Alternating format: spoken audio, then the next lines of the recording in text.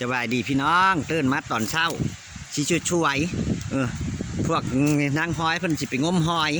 จังว่าบึงในก้อนน้ำพักขาน้อยก็ดีจะแม่นบกขึ้นจะแม่นบกเกินยังก็ดีมันแดดมันล้มบอกคนใด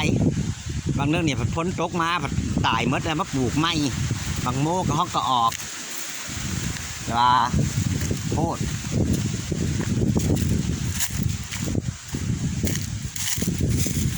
เพราะพี่น้องเลยหมักโมกับเขาก็ออกปลูกไม้ปลูกอาหารพ้นตกมาแล้วตายเมดวันนี้ปลูกไม้อีกทั้งนักการหมักแตงกาแบกเรือแบกกินโมกับเขาก็ออกเดี๋ยววันข้างหมักทั่วบอลหมักทั่วปลูกใกล้ชีกินได้เลยแม่เป็นมากินเมดชาพี่น้องเลยดูบุญบ้านอะไรมาเปิดแช่ไม้เขาก็ออกรูปล้ออีกเดี๋ยวแช่ไม้เฮ็ดไม้อันนี้ก็น้ำท่วมเพิ่นเพราะปนัดน้ำท่วมแช่มันนี่ปอนปลูกบักโมก็น้ำท่วมเรือมายัดไปแยดบักโมกับพี่น้องเลยจะเป็นชาติเดี๋ยวยังเรือกันทอดีบักโมก็ดีเรือกำลังปลูกไม้แช่มันนี่เดี๋ยวเบิ่งมีหอยเพิ่นงมหอยก่อนตื่นมาแล้วเพิ่นก็ลงมาเมื่อใดเมื่อบ่ได้เวียกก็ดีเมื่อใดได้เวียกเพิ่นก็บ่ลงอันนี้นั้นพักต้องกระว่านไม้แน่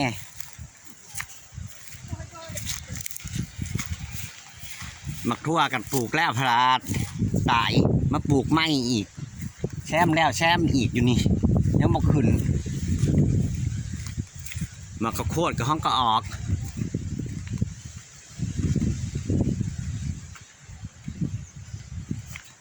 ก็บ่มีบนปลูกพาอยู่ตำป้าจะปลูกย่ำไปตำป้านี่พี่น้องเอ้ยมาข้าวโพดกันดีนี่คนป้าคนดงเหรอเห็นได้ไหนถ่วมแล้วถ่วมอีกบ้านขน้อยปลูกพักบงตะกี้พี่น้องบ้านพักบงเต็มเมื่อแถวมันนี่ใกล้สิพ่อขายเพราะว่าน้ำมันถ่วม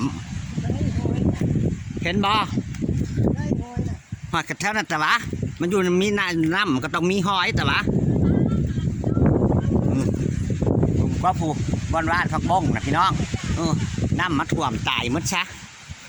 กำลังสิพ่อลุกจะว่าสีว่านไหมอีกได้อยู่งมหอยนะขึ้นเดี๋ยวเราจะใช้ส่งขายาวเด้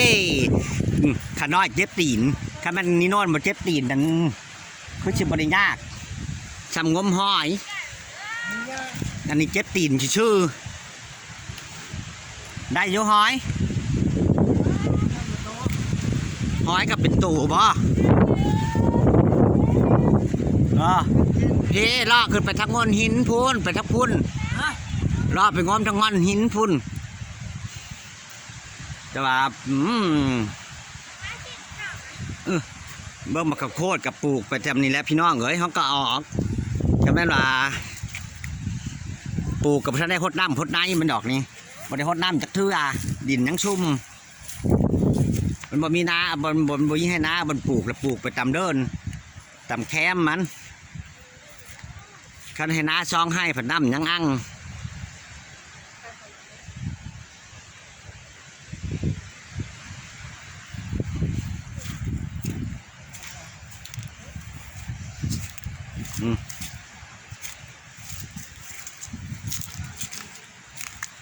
ปลากระฮอดไปเห็นเต้นพี่น้องมันหนาวล้มกระดอกกระดิ่งคันบ่ล้มก็เห็นอยู่ปลากระพอได้กินอยู่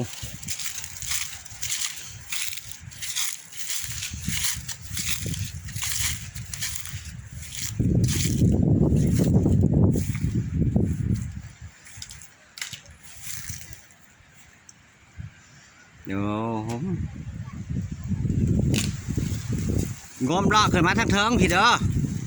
บ่ดำบ่อันนี้พี่หัวกับหัวพางพี่น้องหัวเอาเชือกนิ่งเอาขอบคนขี้ข้าน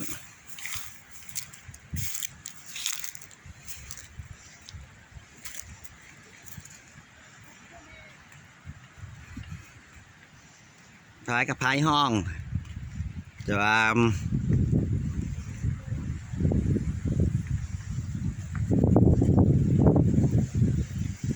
ท่านได้อันนี้ไม่กับท่านได้ฮักพี่น้องเอ้ย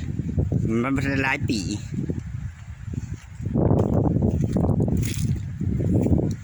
กันยามพ้นเนี่ยน้ำน่ะเต็มหมดแถวหมดนี่นะนี่เพิ่นบกไว้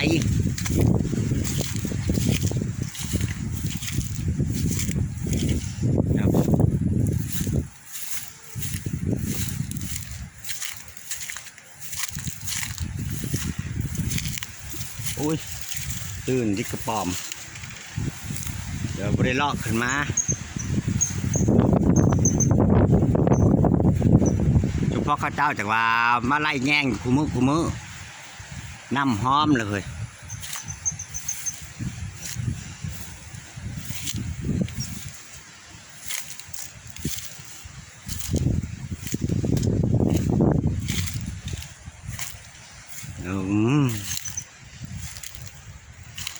หากินยังก็อึดพี่น้องเลยคู่มือนี่กบเขียดกันดีแทนที่เป็นพอกเป็นพายนั่นนี่คือชิบุอึดมาแล้วเพราะปนนั้นพอผมพ่อแกงทั้งเขียดกันดี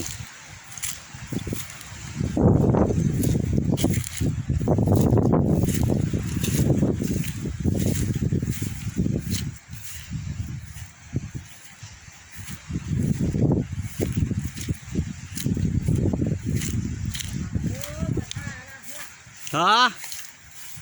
ยังพาพี่น้องล่อขึ้นไปเบิ้งต่ำปลายังล่อขึ้นไปเบิ้งเฉพาะเขาจะมาไล่แง่งคู่มือน้ำมันหอมเลยทั้งเทิงนะทั้งเทิงนะน้ำหอมแล้วพุ่นล่อขึ้นไปเทิงบ่น้ำหอมพุ่นชุบตัวแล้วมางมบ่น้ำลายนั่นพื้นดังเต่านะกันนะนี่ไอ้ชิไปบอกไอ้ชิพาไปเบิ้งอึดบ่พื้นดังมานะไปแล้วพี่พื้นดังเต่ากับบริอึดนะทางเทิงนี่นะเดี๋ยวนะ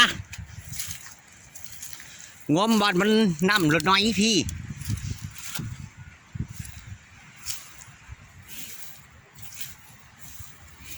ว้ายพูนนางห้อยกับห้องกับมา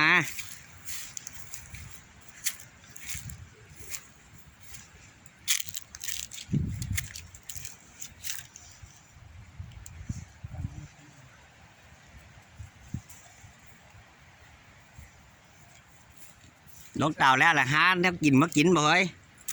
หาแนวกินมากินบ่คือบ่เอาแง่งมาไล่อีกยังวะเอาแง่งมากางแล้วก็ไล่โลด